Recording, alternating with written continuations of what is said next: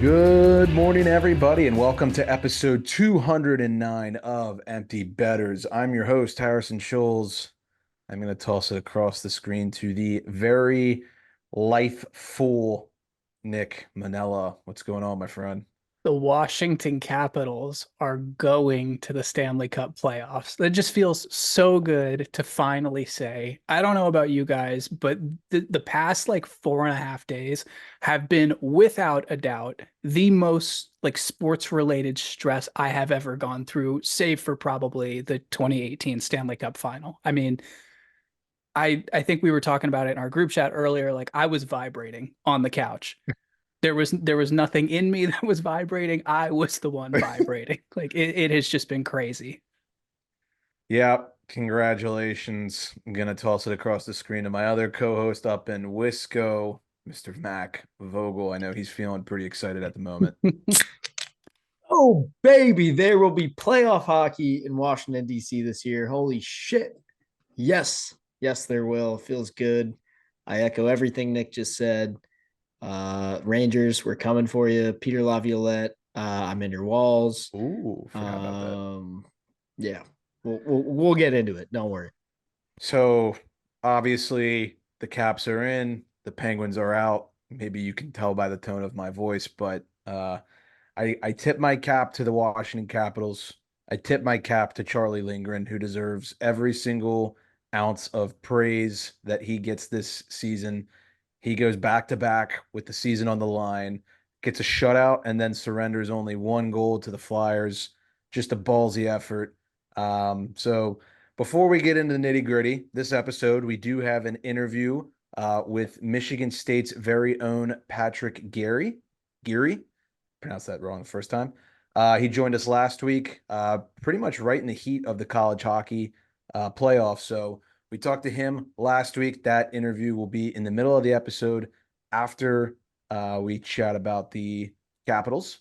And then we'll do some trivia, wrap up the NCAA season, and we'll get you all out of here. And then later this week, we will have our round one playoff previews and picks. So we're going to save all the speculation for that episode, which will probably be dropping Friday or Saturday, depending. So Well, we might not save all of it. I might be doing some speculating this episode, but uh, that's fair enough. That's fair enough. So all right, let's hop into it. Caps are in the playoffs. Red Wings out in what was a wild final two games for them. The Penguins are out. An incredible stretch down the end of the season, but too little, too late. And the Islanders are going to clinch that Metro number three spot, and they will take on the Carolina Hurricanes in round one. Let's talk Caps first, and then we can briefly chat about the other three. First off, I think you nailed it at the beginning. I think the discussion has to start with Charlie Lindgren. We've sat here and sang his praises for about 5 weeks in a row now, but I think that the season that this man is having is absolutely not getting the credit it deserves. He showed it down the stretch here in these last two games. The closest I've ever seen another Caps goaltender play to this level of hockey was Braden Holtby pitching shutouts in game 6 and 7 of the 2018 Eastern Conference Finals against the Tampa Bay Lightning. I mean, it it's does feel that like good. that. Yeah. I echo what you said. The other thing, I mean, I turned on the game today, game 82, and it's Caps broadcast, so it's Homer stuff. But they were talking about should Charlie Lindgren be in the Vezina conversation. Like, I'm sure you could make arguments for a handful of other guys that are more deserving just based on like actual stats or whatever, but it's not totally ridiculous to ask the question. I mean, he for what if you look at what he's actually done for the team, obviously Vesna, it pretty much gets given to the guy with like the best on paper stats at the end of the season. So, we know what to expect, but it's an interesting little question there. And it just goes to show how important he's been. Another guy I want to talk about, and I don't think enough people like probably even know this guy's name, Beck Malenstein. This guy has played, I don't think you guys, some of you listeners might not realize he has played 80 games for the Capitals this year. He's not some guy that's like just been like a fill in in some games. He's been a staple all year long. And I heard Craig Laughlin say one of the craziest stats I've ever heard today. They had Malenstein on the ice for like one of those last faceoffs in our D zone, one of the most important faceoffs of the year. And he said Beck Mallenstein has more defensive zone faceoffs than any forward on the Caps. He's been on the ice for more than 550 defensive zone faceoffs for the Capitals this season. I mean, you talk And there about were a lot of them. yeah. You talk about a coach that trusts somebody, and you're basically anytime you have a D zone face off, you're saying, Beck, get on the ice. Like that's crazy to me. Dude eats pucks. He had Yeah. some Yep. huge block shots tonight. I And he took love. a high hit in the Boston game last night and managed to just suit right back up and block more shots and play a big role tonight too. So hats off, man. His play overall is just incredible. The hits, they're huge, they're massive, they're timely, they're separating player from puck. It's the little plays along the wall, getting the puck into the zone, out of the zone, moving it around the corners, getting it into, defenseman's hands to start the breakout to go from D to O. It's all those little things that just make him such an effective player and the perfect player for the Stanley Cup playoffs. So I have to let you guys address what a lot of Caps fans are blowing up my phone about as I'm saying this real time. Fuck anybody who calls you guys boring, and fuck anybody who said they didn't want you guys in. I may or may not be one of those people, but the floor is yours to have your little human punching bag, if you will, about people who say they don't want the Caps in. Listen, I get it. I'm not even like that mad about people saying that. I understand the Wings; they're a fun team to watch. They score a lot of goals. They play ping pong matches. It's fun hockey to watch, no doubt, especially those last two games against the Habs. But I don't know. I would implore some of those people to look into some of the storylines because I actually think this Caps Rangers series could be pretty interesting, even if we get swept or losing five, which is totally possible. But you got the Peter Laviolette thing. Obviously he was our coach last year and the year before. And some of our young guys this year, McMichael, Protus, Lapierre, those are guys that really Laviolette didn't jive with, didn't give them a big role when he was our coach. And so I think it'll be interesting. I feel like those guys will have a little bit of a chip on their shoulder in this series of kind of wanting to stick it to the man and say, here, show him with their play. This is why you should have been playing me more. Um, so there's that. And then obviously, Caps Rangers, I feel like that's a rivalry that has kind of been snuffed out in the last couple of years, obviously with the Rangers being as good as they are and the Caps kind of, being old and not as relevant. So I think it'll be interesting to see how they match up. Obviously, Rangers way faster, way more skilled. So, it could be a blowout. But honestly, I would argue that the Caps have as good a chance, if not a better chance, than the Wings, Penguins, or Flyers to actually give the Rangers a little bit of a run for their money. That'd be my argument. If I'm the Rangers, honestly, you do have to respect this team a little bit. Obviously you can look at the numbers and say that this team probably doesn't belong when you look at all the other teams that are in the Stanley Cup playoffs, but they can really mess with you. They can play a gritty style of hockey. They held Boston off the score sheet and just ground them down with 2 goals. Basically did the same thing tonight for Philly had it not been for a fluke bounce that got the Flyers their only goal. They have a hot goaltender and they've got young players that have a lot of jump and momentum going for them right now. Plus, Alex Ovechkin, John Carlson, and TJ Oshie, who have been there, done the thing, and are now in the locker room helping those guys. And Wilson too. exactly, Wilson too, and helping Spencer Carberry, in his first foray into the Stanley Cup playoffs. I'm also excited to see one guy we haven't mentioned yet this episode. Dylan Strome really hasn't played in the playoffs pretty much ever. I think Yep. what did we say? He played in the bubble playoffs with the Hawks. Yeah, the bubble Um, bowl doesn't count. yeah, it doesn't count. So that's a guy I'm really interested to see if he can continue. He's had the best season of his life this year, so would be interested to see how he rises to the big stage.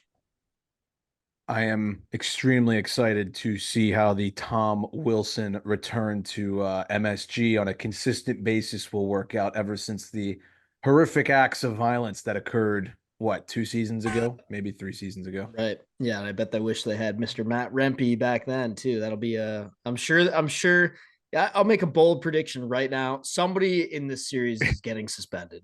Like, there will be a suspension Yeah, in this probably. series, almost certainly. I'm I very really, excited. really hope it's not Wilson. I also really hope it doesn't mean that somebody on the Caps gets like a concussion and is out for the series. So Yeah.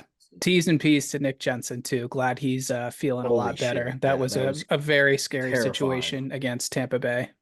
Yeah, that made me sick to my stomach. But I don't know. Did you guys see he was golfing the next day? Not like Yes. on a course, but he's just hitting balls in his backyard. I was like, let's go. All right. Yeah. Get Beast. Attaboy. back. Beast. So yeah, Caps Rangers. Game one will be this weekend. Again, we have our playoff preview coming out later this week. So we'll Can I add something here about that I just saw on Twitter? I don't know how true this is, but it's really interesting. I've seen some people complaining about it. Actually, the first person who said it, I think, was Biz. But obviously, anyone who follows the NHL, you saw all day long today the whole scenario where the Flyers might pull their goalie, even if they're not losing because they need the regulation win, and that did happen. That's why the Caps won. However, apparently mm-hmm. the Red Wings had already tied their game and sent it to overtime with the Habs Mm-hmm. before Tortorella had made that decision to pull the goalie in a tie game, Mm-hmm. meaning the Red Wings going to overtime already meant the Flyers were eliminated. Didn't matter anymore. But Tortorella is a big no iPads on the bench guy, Oh big And no. ruin the old Penguins school guy, season. and didn't know this, or I don't know, maybe just didn't care, didn't want to tell his team. I don't know. Maybe it's just I could also see that being Tort's thing where he did somehow know, but he's just like, Yeah. I don't care. I want these guys to like play like it matters Yeah. anyway or something. And yeah, but a lot of people a lot of people are saying he didn't fucking Oh. need to do that because it didn't matter. Oh And yeah. and honestly, if he didn't do that and that game goes to OT, I don't know if the Caps are winning. We were running on fucking fumes. Yeah. We kind of looked like That was shit. a park That the bus whole mode for sure. that whole third period was just get the puck, chip it in, and try to fucking stay alive. How many Oh, icings were in like the last yeah. 5 minutes? I would say at least 10. Yeah, that was so just a little interesting tidbit to throw in there that I think is kind of funny. But Yeah, I did see that. Penguins Twitter was very vocal. It was like the one time we root for the Flyers and they still managed to just absolutely ruin our season. But honestly, I bet you Flyers fans are like, cool, we're cool with it. Fuck yeah, you. yeah. So, you know, tip your cap to the Caps. I know we're going to be talking a lot more about them and the Rangers later this week. In terms of the Wings, I mean, I'm not going to stay on this too long. I know it's late here for all of us, but just a wild, wild finish for their season between the Pens game, the back-to-back with the Habs, losing, I think it was to Toronto over the weekend. They had like 3 overtime games in their last 4 games of the season, game tying goals left and right. Lucas Raymond's a beast. David Perron tied it with 4 seconds left today. It's just madness. What a dramatic team. Absolutely insane. I gotta tip my cap. They have a lot of fucking fight, a lot of heart. I mean that the Raymond goal. Obviously, I'm rooting against them last night, but holy shit, that was electric. Just unreal. And then to also get the winner in OT, that's impressive stuff. That kid is a stud. For sure. I will say after the Caps game tonight, I quickly flipped on the Wings game. And obviously, word travels quick unless you're John Tortorella and you don't have iPads on the bench.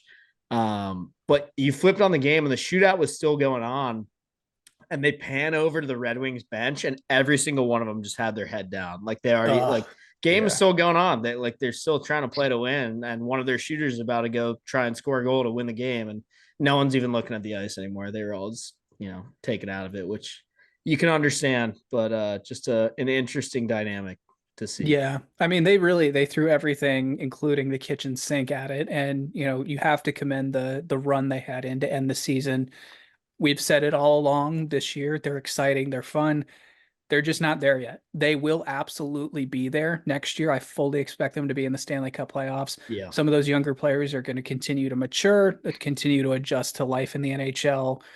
Maybe they address some other gaping problems in their roster. I don't know. Like, I don't know, between the pipes, Yep, like that's Yeah. something I think you would something look that at. we've Or said hey, and gotten maybe, roasted for, but is absolutely yep. true. Like, I mean, you let the Habs score how many goals in those last 2 games? That's a problem down the stretch in crunch Never had time. the lead at all in Yep. those games either. So So if you're the Wings, maybe Lyon takes a huge step forward next season. That would be great. But if not, hats off though. Congrats on a fun year. It was great to see life inside of a Red Wings building again. I know it it's not was, the Joe, yeah. but Pizza box was humming, so that was fun to see. Yeah, well said. That last thing, great season for the Wings. Maybe didn't go exactly the way they thought. I do think, like you said, Nick, next year they'll be better. That kid that they've got in the A, Sebastian Casa, Yep. had a great season. Kind of like that Askrakov guy for Nashville, one of those young AHL goalies who could maybe make an impact next year. But You know who good. else the Wings have in the goalie pipeline is Trey Augustine. Oh yeah, Oh there you go. wow. Yeah, So call him up right now. Fuck why it. not? I'm not gonna steal the fellas' thunder on this episode. This is for Nick and Mac. This is for the Caps fans. But I will say my only thing I'll say about the Penguins now that they're out, Sidney Crosby just deserves way better than what we got this year. I'm not gonna go on a rant. They did the best they could down the stretch. They showed me a lot down the stretch, but he probably just had what I would argue is the best season of his career, and it just sucks to not be in the postseason. Boo hoo. I get it. Caps are in. Shut up, Harry. We move on. I agree. Let's do that. I have Islanders. questions. Oh, okay. Here we go. And I'm not trying to like bust your balls at all. I'm It's okay. genuinely serious what your thoughts are. I was trying to get by that. Damn. Do the Penguins make the playoffs if they keep Jake Gensel? Uh, no, don't think so. That's fair. True. And that's no shot at Jake. I think they would have still gone on a good stretch, with Jake.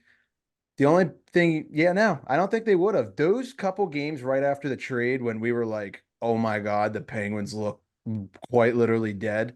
That's what fucked them. Those Yeah. those 3 to 4 games, because after that Well, by they that logic, then maybe they would have, right? but they were also so bad like on the road this season, even with Jake, where I don't even know if it would have made a difference. Fair. I love Bunting, by the way. He's been Yeah. great for us. He fit in well. He did. So next season, we'll see. I don't know. It's going to be an interesting offseason for Kyle Dubas. Let's chat Isles real quick. They clinched number 3 in the Metro, the team that nobody wanted these guys in, and now you're going to get the most boring playoff series that I'm probably going to get stuck covering out of the 3 of us because they'll probably play on the same night as you guys in the Caps or you guys in the Rangers, and I'm just going to want to die. But I saw immediate he thoughts. he daddy tweeted after this got finalized. He was like, "Wow, Islanders and Hurricanes. That's going to be a great series to fall asleep to." Yep, that sounds about right. I think for that one, you just have to root for complete chaos because neither of us want either of those teams to advance. I know, Mac, you've got some family, so maybe you would lean a little bit more towards the Islanders. I just Oh, I'll hate be rooting for the Islanders, and then after that, I'll be rooting for them to get eliminated. I just But hate the Hurricanes, so I can't root for no, them. exactly. I hate them way more than any sort of hatred I might have for the Isles. So go Isles all the way in that one for me. Speaking, Also, oh, oh, is it official? It is. So Eastern matchups are solidified. We will have Caps, Rangers, Isles, Canes, Bruins, Leafs, and the Battle of Florida with Cats and the Bolts. So Bruins, Leafs, here we go again. you couldn't draw this up any better. Oh man, that's going to be a that's fun couple massive. series That's there. so sick. Honestly, every single one of those is like a rivalry. Except, I mean, the Isles Canes thing, not really same division, I guess, but Speaking of who people are rooting for, like you just said with the Canes, I was talking to Nick about this before the show, but Mac, I said I would explain my reasoning to you on the recording. Uh, for the Caps Rangers, I really hate both of these teams. I have a lot of history with both of these teams, and I have a lot of people that I don't like that root for both of these teams. So I don't really want to root for either team, but I told Nick this. I don't blame the Capitals for ending the Penguins season. The Penguins did it to themselves. I understand that. But at the end of that game, the Flyers Caps game, it's like 7.2 seconds left, and they do the face off after there's a stoppage in play, and everybody knows the game's over. And the camera on Monumental Sports goes to Ovi. And I respect Ovi. I wouldn't necessarily say I hate him at this point in his career. I surely don't. I used to. But he had that grin on his face with the missing teeth, and he's got that like rock star nod where he's like, "Yeah, yeah, we're going." And I reverted back to like me being in 7th grade where I'm like, I want to fucking kill myself. I can't do it. damn. And it was at that moment where I was like, I think I'm gonna have to root for the Rangers. Like, I can't root for this. Like, I get it. something in my It just, core. like I get kind of it. hurts my feelings because it feels like you're choosing Mark over me. But, we can talk about that Right. later. That's true. That is true. No, will Yeah, I no, be? I get it though. I will not be annoying about it. I just want you guys to know I'm not actively rooting for you. But I appreciate the heads are up. you actively rooting for the Rangers, or are you just kind of like me to your I cereal? am. I am. I am not. I am passively rooting for the Okay. Rangers for this series. So After that, they can fuck you're off. rooting against the Caps. You're I'm not rooting rooting. against. Yeah. Okay. Yes. Yes. See. I Let's can go live with with that. See. that. Let's Yeah. go with I that mean, more if I'm so. putting myself in your position, if the Pens made it, I would absolutely root for the Rangers. So Yeah, exactly. Okay, I'm glad we're on the same page. Thanks. understandable. We're gonna move on to the news segment here. Wait, actually, For can I just say one more thing before we move on from Cap stuff? yes, sir. I am curious if we'll see a Ryan Leonard signing. I also don't know the rules. Ooh, Is that still allowed, even though Yeah. regular season's McCarr did over? it McCarr did it. Yeah. and scored in his first game too, because Kale McCarr. But yeah, you can absolutely I do that. saw someone. I'll find the tweet and I'll read it in a minute. But I saw somebody. I can't remember if it was a reputable source or just some guy saying like, if the Caps get in, don't be shocked if you see Ryan Leonard making a beeline to the district. So That would be awesome. we'll That see. would that could change some things. Truthfully, I mean, he's that kind of guy. We are going to move on to the news segment of the episode presented by Elwoods. Mac, I think you have a word from our boys over at Elwoods. Sure do. Just a reminder to support your local dive bar and have a beer at Elwood's Liquor and Tap, home of the Pizza Luge. Located in the heart of downtown Milwaukee on Water Street, this 70s inspired bar has a little something for everyone. From daily happy hour, rotating taps, free birthday perks, and a four-season patio, a good time is always around the corner at Elwood's. With the full NHL package plus TV screens inside and out, hockey fans can watch any game anytime. Don't leave your dogs at home. They're also a dog friendly bar.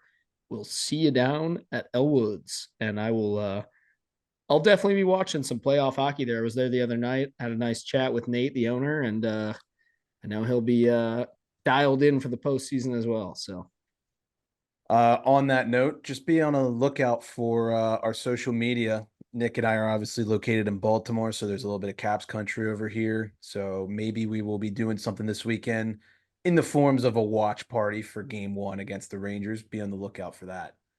All right. Some cleanup news around the league. Jacob Silverberg retires from the NHL at 33 years old, drafted back in '09 by the Senators. He was acquired by Anaheim in that infamous Bobby Ryan trade. Ends his career with 168 goals, 373 points in 872, or I'm sorry, 817 NHL games. I remember a podcast like 2 years ago where we like guessed this guy's age, and I'm pretty sure all of us were like, "Oh, he's like 37 or 38," because it feels like he's been around so long. And 33 years old, young. I was I, shocked to see the like drafted in '09. I thought it was way before that. Hmm. Yeah, I mean, hats off to a great career. I feel bad that he was in, Anaheim for that long, but um, what are you gonna do? Going overseas too, not done playing yet, just done with the NHL. So I know this was going to be a contract year for him. The Ducks are transitioning. They probably weren't going to bring him back. So I like the move. yeah, and they had a nice little tribute for him. Saw him, raising his stick and the crowd going wild for him. So good to have one last little moment there. Also, just want to quick say I have a Ryan Leonard update already. Um, Anthony Yes. Smith, he is a Boston College. It looks like he's a current student at Boston College, and I think he is a journalist there. Looks like he reports for the newspaper there. He said right after the Caps won, he was also the one that said, if they win and make the playoffs, don't be surprised if a signing happens. He said, and I quote, "Well, that does it. All Caps are headed to the playoffs following their win over the Flyers. A signature should be imminent from BC with winger Ryan Leonard in the coming days." Let's go, baby. That sounds awesome. So we'll see. That's wild. I love that for you guys. Could help That's out gonna be fun to Hershey watch. too. Just saying. That's gonna be fun to watch. I'm gonna enjoy that one. Some news out of Buffalo. Don Granato has been fired by the Buffalo Sabres in Buffalo's 13-year playoff drought, which, by the way, is the longest of any major pro sports team in North America. team sport out of the four major leagues. They have gone through 7 head coaches in that 13-year span. Lindy Ruff, Ron Rolston, Ted Nolan, Dan Bilesma, Phil Housley, Ralph Kruger, and now Don Granato. I think I said Dan earlier. Don. Uh, any thoughts on the poverty franchise of the Sabres? I mean, Jesus. One of the funniest things I ever heard at a hockey game was when I was younger. It was a Caps Sabres game. It was still when they were rocking like the Buffa Slug, the yellow and blue one back in the day. And uh, the Caps were just blowing them out. I mean, it was like 4-0 in the first period. Ovi had two. I think Semin had the other two. And the guy behind me just starts going, "What do you do with the Buffalo Sabres? What do you do with the Buffalo Sabres?" And it was just so fucking funny. Just kept singing it the whole game. That's fucking awesome. And honestly, I don't know what you do with the Buffalo Sabres behind the bench. Just keep running through coaches at this point. Yeah, and that's gonna be my head now. That's great. Do you know who's Interesting. at the top of that list, though? Who? Berube. Oh, I bet. Yeah. I wouldn't be surprised. I And could see that, that being a fit. yeah, and a good one, too. I think they need that kind of piss and vinegar behind the bench. Here's a really interesting stat that came over last night after the Preds finished their season off. Jeremy Lazon has broken the NHL record for most hits in a season with 383 hits this season. The previous record was 382 hits by, can you guess the name? I want to test you guys. Go ahead, Mac. No, I don't know it. So go ahead. Here's a hint because that's a pretty wide I open was gonna say, question. is it recent or not? It is recent, and the player that he beat out is still currently playing in the NHL, and he will be in the Stanley Cup playoffs. The guy with 382. Yes. Matt Martin. Ding, ding, ding. That's good. Nice. Good Nice. guess there. I was Nick. gonna say Hathaway, but then you said he'll be in the That's a Stanley good one, too. playoffs, and he Yeah. won't. Pretty wild by Lazon Loser. Loser. Sorry, love you, Hath. there. McDavid, we gotta say the stat finally. We've been teasing it for like a month, so it's about time that I get to say it's official, but officially becomes the 4th player in NHL history to have 100 assists in a season. Gretzky or Lemieux, the only other 3. Kucherov has 99. I believe Tampa has one more game left, if I'm not mistaken. Think so. Tomorrow against the Leafs, So, which is why the Matthews could also still get so 70. in game 82, there's chance for 2 history pieces to be made there. Matthews to get 70 goals and Kucherov to get 100 assists. So it's pretty wild. Do you guys think they do it? That game's in Tampa also, for what it's worth. I gotta see. Are they even gonna play now that we know all the East matchups? That's a good point, actually. Maybe they. If I was Matthews and I was sitting on 69 and the coach was like, "No, sorry, you can't go," I would be a little bit pissed off. I know he said Keith about it. Yeah, he said he thinks it's a distraction, but he said that, but he also didn't like come right out and say like, "I'm gonna sit him." I don't know. yeah, Yeah. To me, that's one that I kind of, if I'm the coach, I don't think I'm putting my foot down either way. I think I'm having a conversation with Austin and saying like, look, let's talk about this. Let's think about why it might be a good idea for you to sit out, but also all that being said, do you want to play? yeah. And if he says yes, I'm probably letting him. I think he would say yes.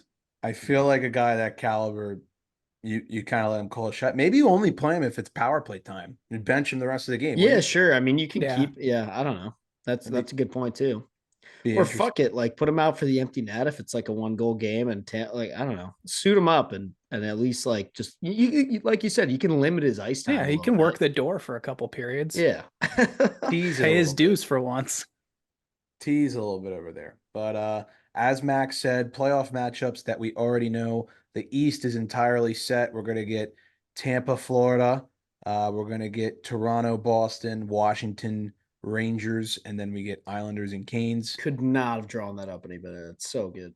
And then out west, I believe at this moment, the only one we know is Avs and Jets, which I am going to save all my thoughts for on our preview because I am slowly hoping I can walk back some of the words that I said a few podcasts ago about who I'm picking to win the Stanley Cup, but we'll see.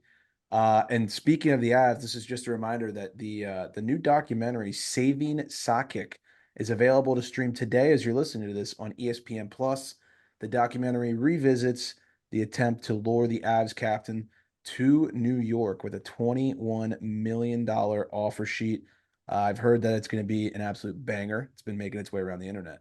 Yeah, there's some pretty cool storylines there. Apparently, like Harrison Ford, the actor, had a huge role in keeping Joe Sakic in Colorado. So I'm excited to see that one. The film crew actually said that it was like the first time that they've been making a movie, and every person they interviewed had a different story for what happened. So this should be pretty interesting to hear.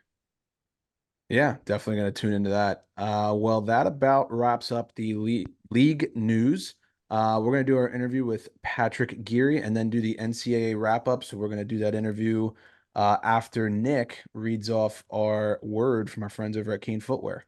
That's right. We're going to go ahead and take a break from all the playoff talk before we get to the playoffs to talk about Kane Footwear. The Kane Revive is changing the way that you, I, and everyone else work out and recover.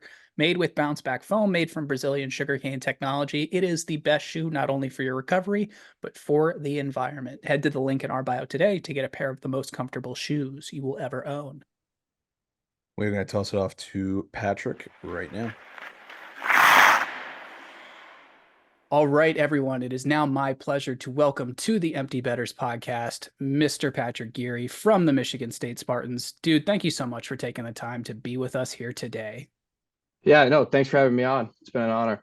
Yeah, of course. So, like everyone else, you got to get the same treatment. So, first question we always ask is, when did you first get into hockey? Who was responsible for that? And just what's the story behind it? Yeah, I mean, growing up, my brother he's about 8 years older than me. So he started hockey definitely growing up. And then the story is right out of the hospital, I went to a hockey game that was across the street from the hospital. So I was introduced to hockey pretty early. And then I started skating around, I'd say around two. So, being the little brother, were you in the net at all? Did you get thrown in there and he was just ripping pucks at you? Or 8 years older, that might have been a little bit dangerous. Yeah, I mean, he beat me up a little bit, but I don't know if I ever got in net for that. But no, he taught me a lot for sure. Gotcha. And then you're from the New York area originally, correct? Yeah, Buffalo. See that flag behind you. So, Oh, yeah. any tables at all get smashed, but definitely not by you. No, not by me, but I've definitely seen a few of my buddies going through them. So, were you a Sabres fan growing up as well then? Yeah, definitely a Sabres fan. I mean, Bills fan as well. I mean, just being around Buffalo and all the sports in there, so it was good just to grow up with that. What era of like the Sabres would that have been when you were really into the team? Like, who were some of the guys that you remember like idolizing?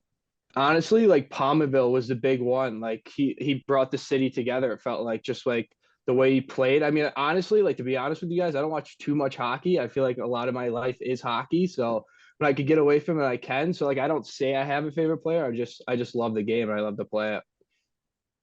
It's like the golfers who people ask them, "What do you do in your free time? Do you play golf?" And they're like, "Absolutely not. That's what I do all the time." So I guess a similar vibe there. Yeah, for sure. I mean, it's been around my whole life. So when I could get away from it, it's definitely good. Absolutely. So what was the hockey scene in your area like growing up? Like I mentioned, we're from the Maryland area, so it was slim pickings, and then obviously there's elite stuff towards the top, but I'm curious what it was like in the Buffalo area. Yeah, I mean, to be honest with you, like when I was growing up, I felt like Buffalo hockey just started to come up a little bit. I mean, now I think it's up there. Like you see a lot of great players come out of Buffalo. But as I was growing up, I mean, I played up a little bit, but I played for the Buffalo Regals, which was the best, I guess, the best AAA team at the time. And then the Buffalo Junior Sabres opened up when I think I was around 10 years old. So then I'd say for the best players in the age group around Buffalo, kind of transitioned into the Buffalo Junior Sabres, and then kind of from there, it's just taken off, and it's been huge in Buffalo, which is great. Yeah, that's awesome. We absolutely love to see it growing. It's definitely growing down by us as well. So, anytime you can grow the game like that, and especially in an area that loves hockey as much as Buffalo does, that's just fantastic. Yeah, it's been unreal. What's the story on becoming a defenseman? I'm always interested in that because I feel like when you're a kid, everyone just wants to score goals. But I'm interested to hear your take. Yeah, well, funny about that. So when we transitioned from the Regals to the Junior Sabres, my head coach was Craig Rivet. I don't know if you guys know him, played in the NHL for a long time, captain of the Sabres as well. And he was, I don't know if it was like, hey, you're not going to make the team as a forward, so it's like go play D, or if he just saw that I could be a defenseman. So I was kind of like forced into it. And then honestly, I was like a defenseman up until I was 12 to 13. And then I went back to playing forward when I was 15, 16, playing half D, half forward. When the USHL and OHL draft came around, like teams were wondering like what position would I want to play. And I mean, obviously I stuck with defense and it's worked out great. Little Brent Burns in there going back and forth between forward and D. That's pretty awesome. Yeah, I mean, I love playing forward. I wish I could still play forward now, but I mean, I'll stick back on D. It's been working out. What was the USHL experience like? I feel like that's such a unique league that you really don't get that kind of experience anywhere else. Yeah, it was crazy. I mean, you get drafted, which is an unreal experience just to kind of hear your name called and watch on the TV. It was during COVID for me. So I was just there watching with my family. But I was lucky enough to go to Waterloo. And I kind of, when I was going through the draft process, saw Waterloo as like one of my options just because I was like, oh, I'd like to go living out in Iowa. I mean, I love the outdoors. So I just thought it'd be cool. Ended up not doing any of that out in Iowa. It's just strictly hockey. But yeah, and then I got drafted. I didn't play my draft year. I didn't make the team that year. Went to camp, and then the following year I was able to make the team. And then the first, like I'd say 2, 3 months, I split every other game with this other defenseman. So I was like getting scratched and out of the lineup. So at the time, I hated it. I was just like, I need to get out of here. I kind of wanted to go play in the null just because I knew I would play a ton and get a lot more exposure, but my advisor, my parents were like, you got to stick it out. And then I ended up loving it. Like I loved my time in Waterloo. I had unreal billets. My coaches were great. Like they really helped me develop. And I mean, it's nice. You're out there. It's strictly hockey. Like you do nothing else. It's hockey and hang out with your friends. You can't, I miss it a ton now. I wish I could go back, but because you got to deal with school here. But yeah, no, I loved it. And you play against the best kids in the country and in the world, honestly. So it was a great junior experience for me. What was the recruiting process like in terms of choosing Michigan State? Were there some other schools that you were looking at? Like, what was that whole process like for some of the listeners who maybe have never played college hockey? Yeah, so in my first year of juniors, I got a few looks. I mean, nothing crazy, like no offers. And then I went into the going into the summer of my second year. That's when I started hearing from teams. And Michigan State honestly was the first team to reach out to me and like give me an offer. So I was kind of, but then at the time I had a visit lined up like 2 days after they offered me, I had a visit lined up to go out to CC, Colorado College. So I was just like, okay, I got to hold off. And then I went out to CC. I mean, great facilities, but like Michigan State was my first one, and it was a Big Ten school. It was like my dream school, like kind of right off the bat. And it was kind of a no brainer, especially when Nightingale came in here. I actually came on a visit um, my first year of juniors to Michigan State just with the older coaches. Gotcha. So, and then they actually didn't end up offering me. So I was like, oh, Michigan State's out of the question. Like, kind of a bummer because I really did like the school. And then Nightingale came up to me, and Townsy and D Mike met me at a golf course in Buffalo. I was in a tournament and they were there for nationals camp. And then they met me at the 19th hole, which was like the restaurant there. And then that's when they offered me. And it was kind of a no brainer. I just had to go out to CC to just to see that and then compare. And then, but Michigan State definitely was the best fit for me. Yeah, you talked about Adam Nightingale and just what he's done for that program, in the last handful of years. It's just been fantastic. What's he like as a coach day in and day out? Oh, I mean, he's unreal. Like I tell, like when we have recruits around, like it's like a no-brainer. He knows what he's talking about. And I mean, we had great leaders, but like me and my roommates talk all the time. Like Nighty's our leader. Like we listen to him, everything he says, like we're like, yeah, like we understand and we just go out and do it because we know it's what's gonna win us games. And we saw it this year, and I know for at least my next 3 years, it'll be the same exact way. Yeah, absolutely. Was that facility maybe one of the reasons you were thinking of picking state? Because I mean, I've seen some pictures, I've seen some videos. It looks incredible.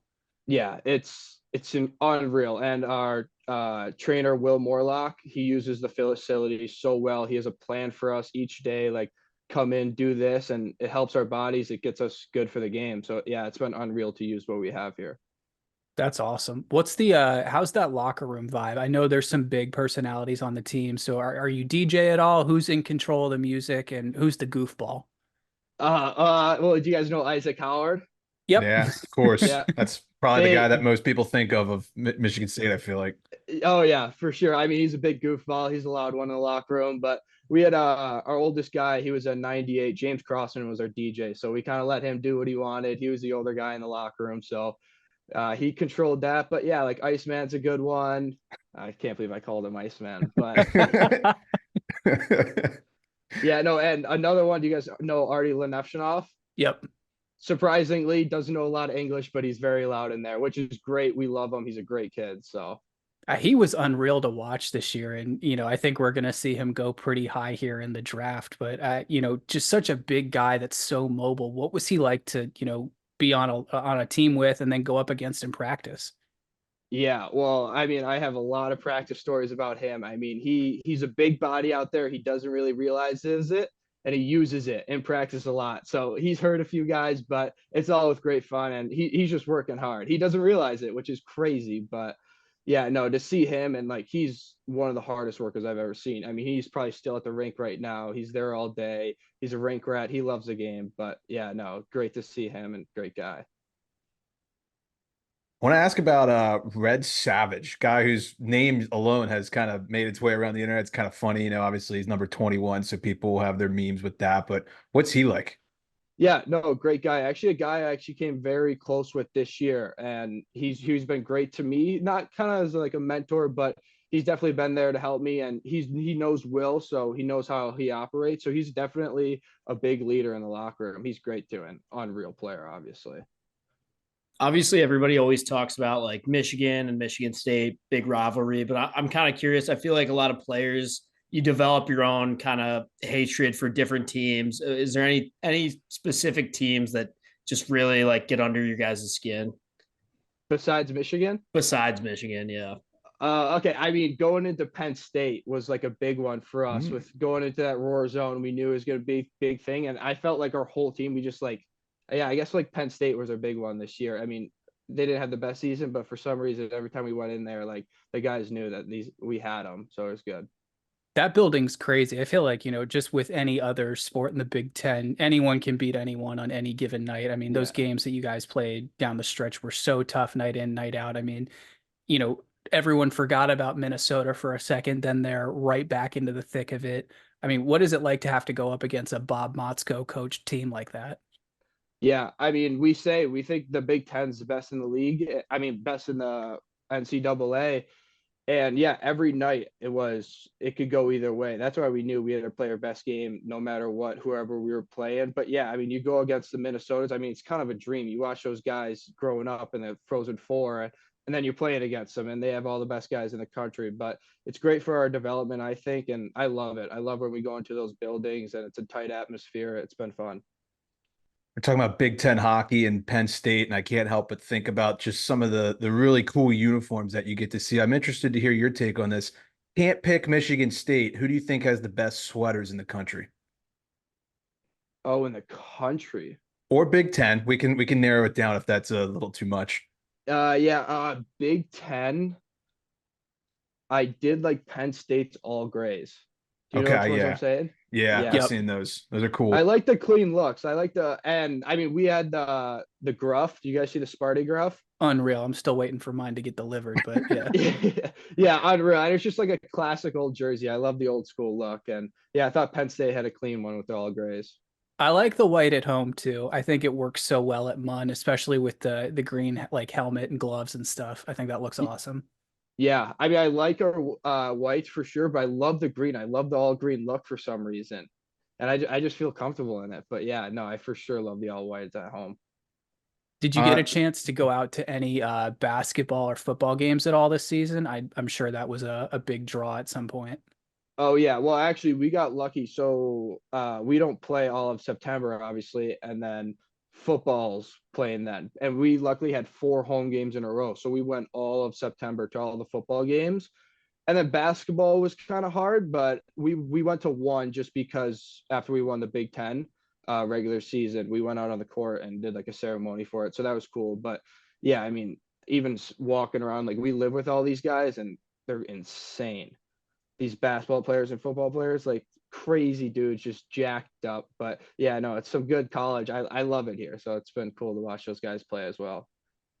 I'm interested to hear your take on this. We're talking about basketball and football, and I feel like one of the, I guess, parts that hockey's lacked in recent memory is, people don't really know the guys coming up, from juniors, from college, maybe even overseas, because there's just so many different areas where guys come from.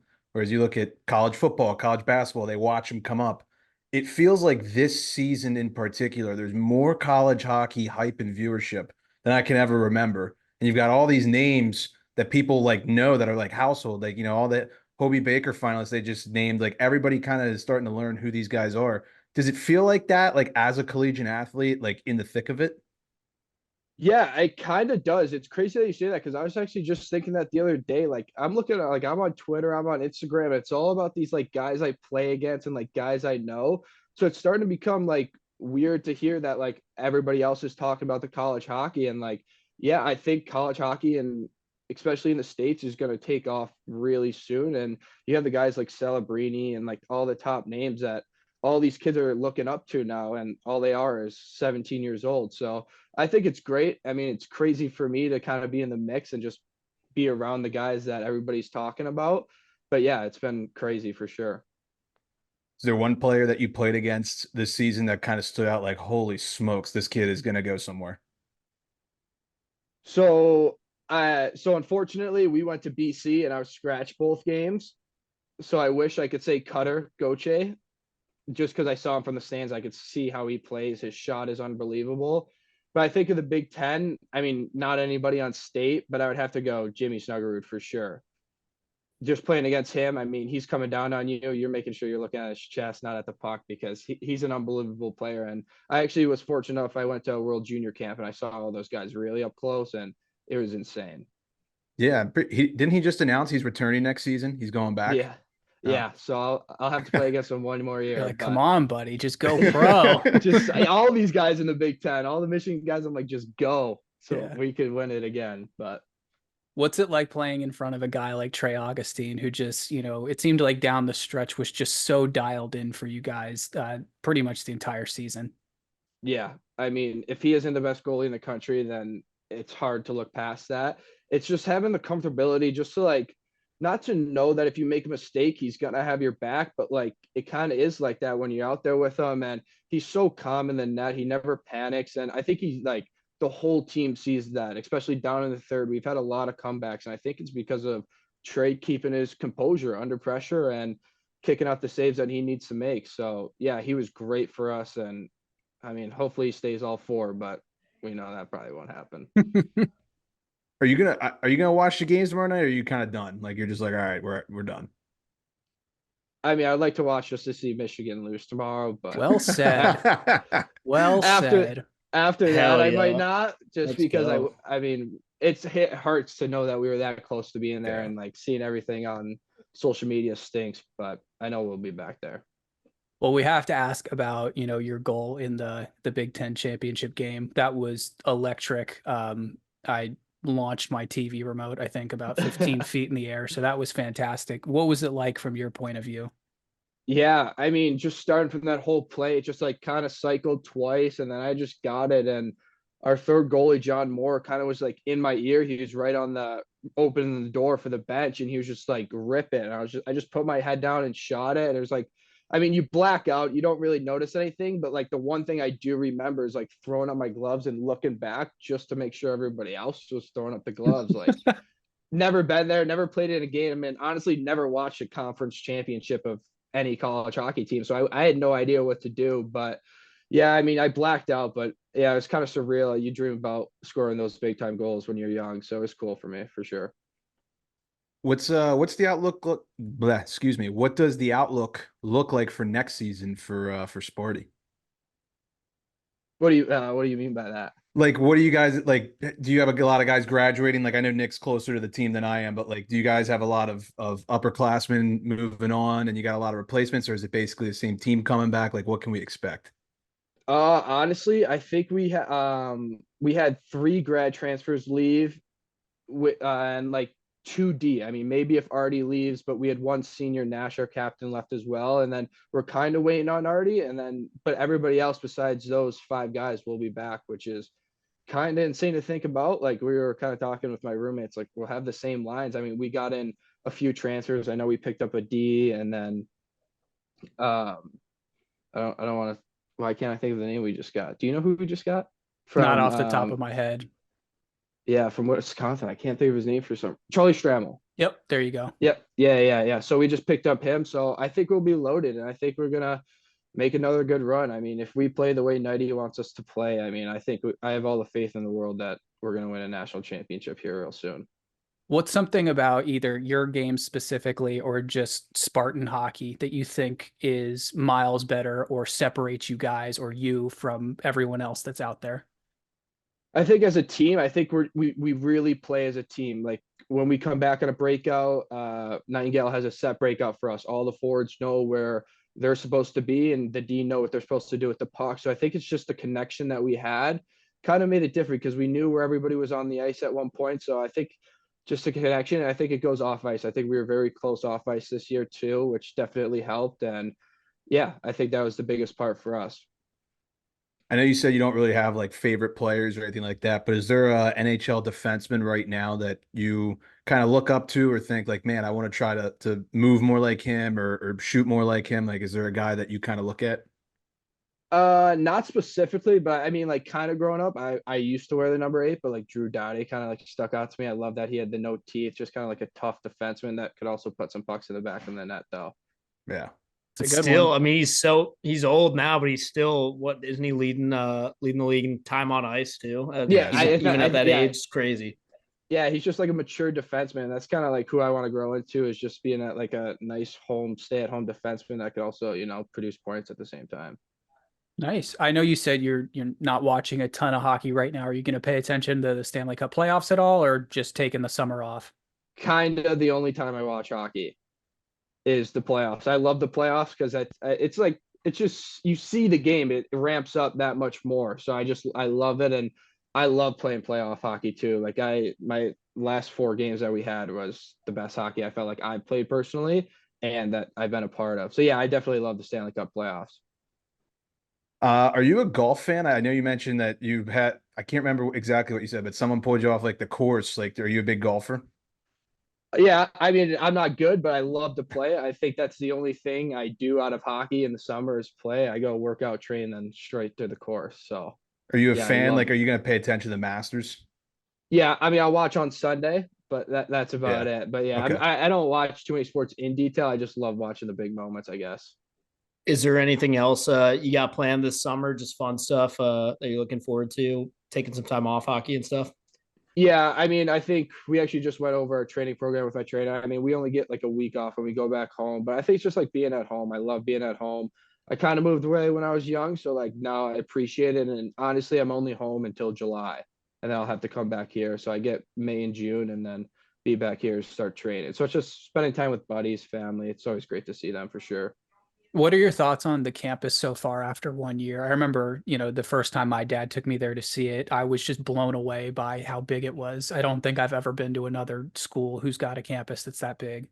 Yeah, I mean it's beautiful. I love it here, and like I wouldn't trade it for the world. Like all the people here are great, and I have great friends here. I have a great team here, and yeah, the campus is huge. Like I honestly haven't been to like half of the side of the campus because I got lucky and had all classes by the rink. So I have no idea what's over there. I don't go over there, and we're fortunate that our team puts us in apartments, so we're not even in dorms. So Oh, like that's I nice. don't, yeah, I don't go anywhere near the dorm. So I've no, yeah, it's so big I haven't even seen all of it yet, and I've been here for 8 months. And I'm assuming you're living with a couple of your teammates. Yeah, I'm living with 3 kids here, and 2 of them came from Waterloo with me. So Nice. we all became very close. And then Max Strabach came over from Slovakia. So we love him. He's been great for us. That's awesome, man. Yeah, no, yeah, we have a great house here, so it's been good.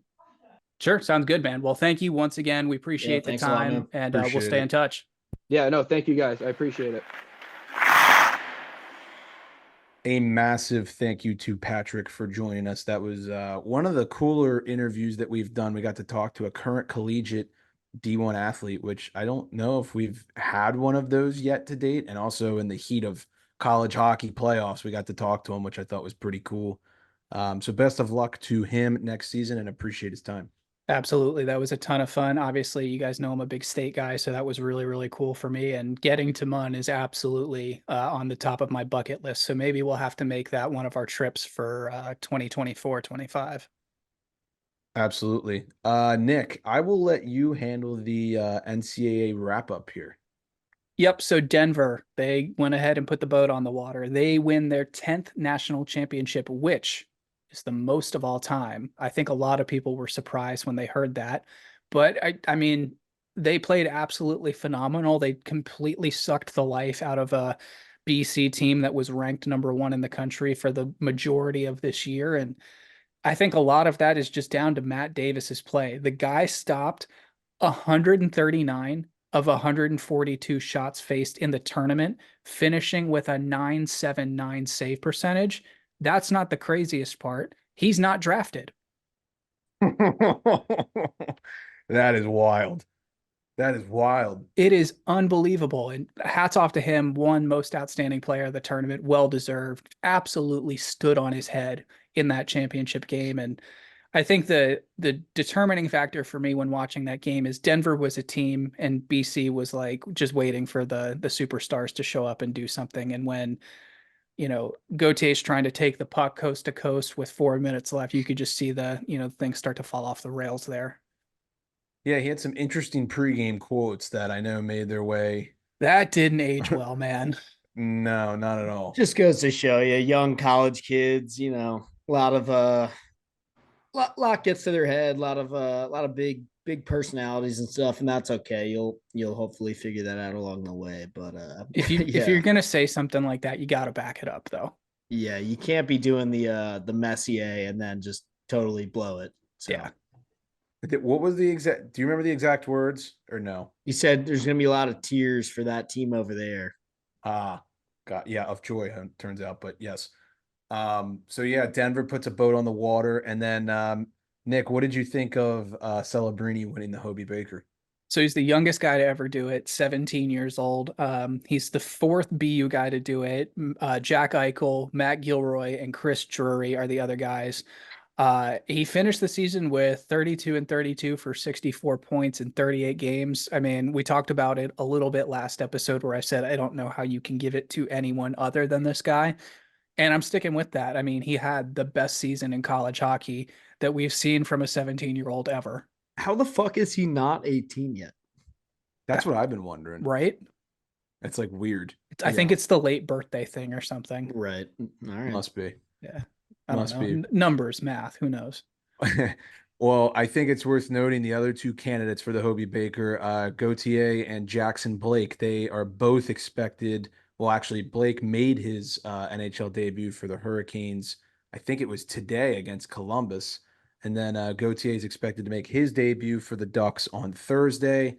And then just a couple other college hockey guys. Lane Hudson made his career debut for the Habs. Already got his first career point. I think he actually has two now. And Frank Nazar, what a goal that he had for the Hawks in his NHL debut as well. So Yeah, not a big Michigan guy. I think you guys know that. But like the shots of his family in the suite, in Chicago when he's scoring that goal, you can't help but feel happy for someone in those moments. yeah, no, absolutely. It was really cool to see, but kudos to you for being a real human and showing affection towards a fellow Wolverine. Yeah. Well, I mean, like you guys heard Geary in the interview. He said, I'm watching to see Michigan lose. So, I mean, that is the level of hate that goes into that rivalry. Yeah, I Yeah, loved hearing that. That was awesome. that was a pretty funny part. All right, we're gonna wrap up with the gambling segment of the episode brought to you by Prop Tracker. Just a reminder, it is your one-stop shop for finding outlier bets for NHL, NBA, NFL, and more. Once you find a bet you like, start tracking it to get notified on its progress like shots, rebounds, or receptions. Go to proptrackerapp.com/emptybetters to try a free month free on the Android or iOS app. You can find the link to that free month in all of our social media bios. It's going to be a great tool for the Stanley Cup playoffs coming up. All right, not much. I mean, we don't have many regular season games left here, mostly playoff games at the horizon. But the Coyotes' last home game against the Oilers is at 10 p.m. the day you're listening to this, Wednesday. It's probably their last game in Arizona, or It maybe is. it's guaranteed at this point. I haven't. Yeah. Is it like official? The Board of Governors approved it, I think, like 20 hours ago or It's something. done. Yeah. It's done. Okay, so it is their final game in Arizona. I would hammer the Oats. I think they're going to show out. That building's going to be rocking. Mac, I think you sent something like the ticket prices are already above $1,000 a They're piece. brutal. Yeah, that's Yeah. crazy. So the Desert Dogs are leaving. I would take them on Wednesday. We talked about it earlier. Matthews and Kucherov, should they dress on Wednesday? I love a little Kucherov assist, Matthews goal parlay. Cook that up. It'll bring down the juice for those guys. And then Cutter Gauthier, we just talked about him, but he's going to make his debut Thursday night for the Ducks when they take on Vegas.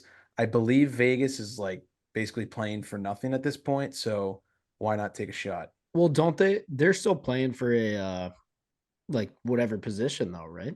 It's like I'm gonna pull up the standings Because real they could quick. hop into third. It's that whole thing we were talking about this morning where like they could catch wild card two, but they wouldn't end up there because if they caught wild card two, they'd actually move into third in the division. It's super complicated over there. If you guys thought the East was complicated, there's all kinds of weird shit going on in the West the last day or two here. So I shouldn't say they're playing for nothing, but if I sat here and read all the scenarios, we'd be Yeah. here another 20 Yeah. minutes. So I'm not gonna do that. But Yeah. Yeah.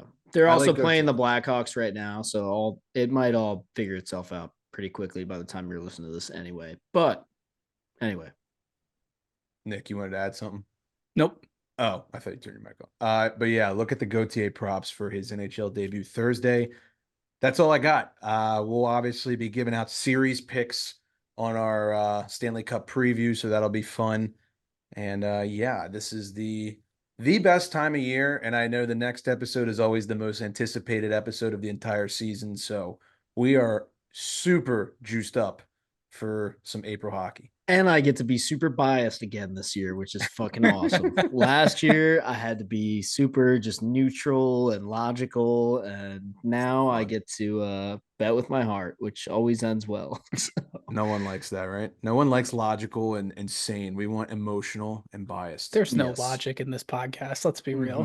Why do I have a funny feeling this is the only show on the internet where you're going to see the Caps get more votes to win a series than the Rangers?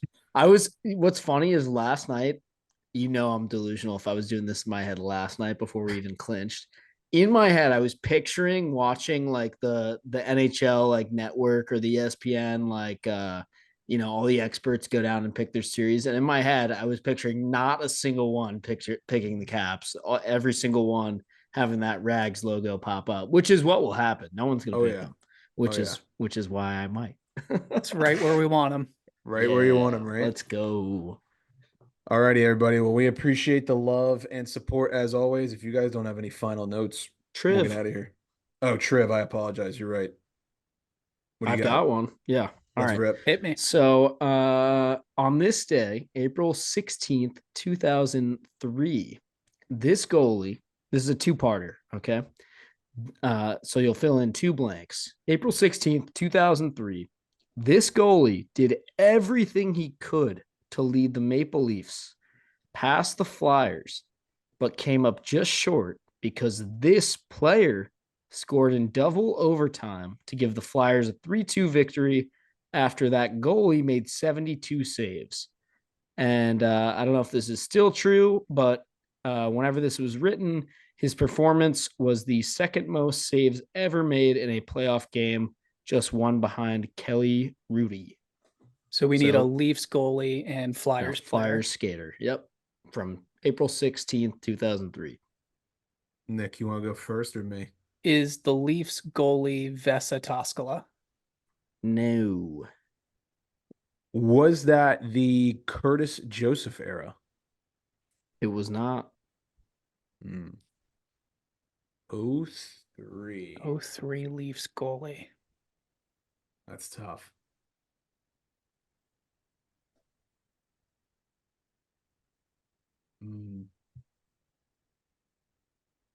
Trying trying to revert back. Let me guess the Flyers player. Is Primo the Flyers player? Nope. Both are total household NHL names, by the way. Okay. Both Okay. guys, like legends. 03 was Forsberg back with the Flyers in 03? Not Nope. No. yet. Would 03 Flyers be Mark Recchi? Ding, ding, ding. That's the Nice. Flyer. That's the Okay. Flyer. So we got the Flyer. Now we need the goalie. Mm-hmm. God, I'm trying to think of goalies from that era. I would have said Cujo too. For some reason in my head, I actually associate this guy with Cujo. Like same era, like just total legends during this time. Oh, this is pissing me off now. Loose cannons in their own way. Oh, I know who is it. I think maybe he didn't play. No, I was gonna say Turco, but it's not Turco. No. I also lump him into that group. Yeah, as he's well. in that group.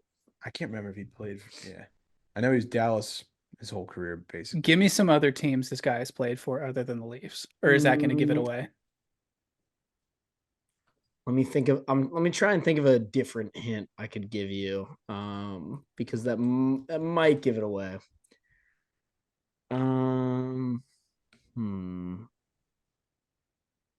He's Canadian goalie. Is he French? No, I don't think so.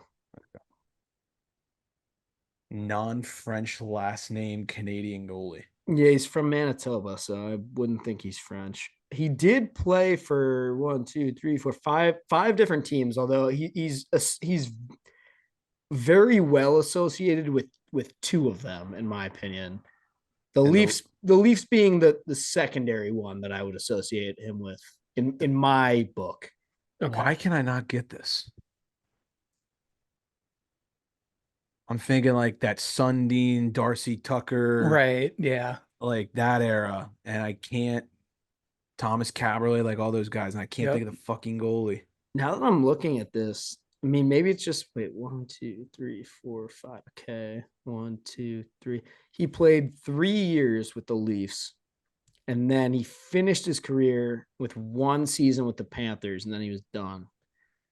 But before that, he played for 3 other teams. The guy I have in my head is not a legend of the game, nor would he be a household name. So it can't be. Oh, this guy is. There's no debating that. He ended with the Panthers. Yeah, I didn't even know that. So don't even think. So about that's like that. the Luongo, Okay. like who backed up Luongo or He some shit.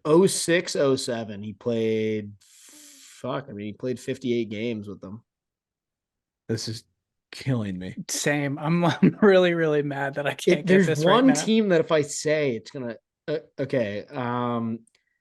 This I also didn't know, so I'll just tell you. It probably won't help you, but he also played he must have get dealt at the deadline and played 13 games with the Sharks one year in 97, 98. I didn't fucking know that, so it's probably not gonna help you. What the hell?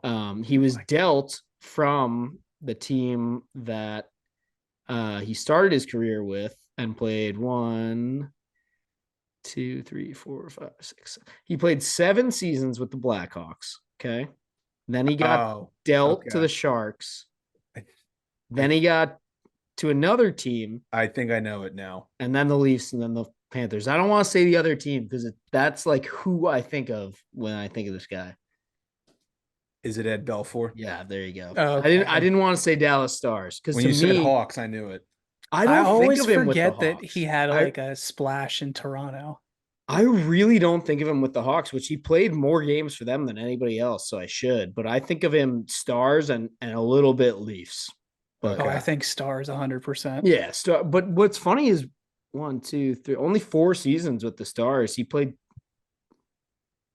7, almost 8 seasons with the Hawks before anything else. I don't think of the Hawks when I think of Ed Belfour. He played in Florida to end his career. Yeah, I did not fucking know that. And he played 58 games. He went 27 and 17. Jeez. I should have gotten that 27, 17, and 10. Same. It's late.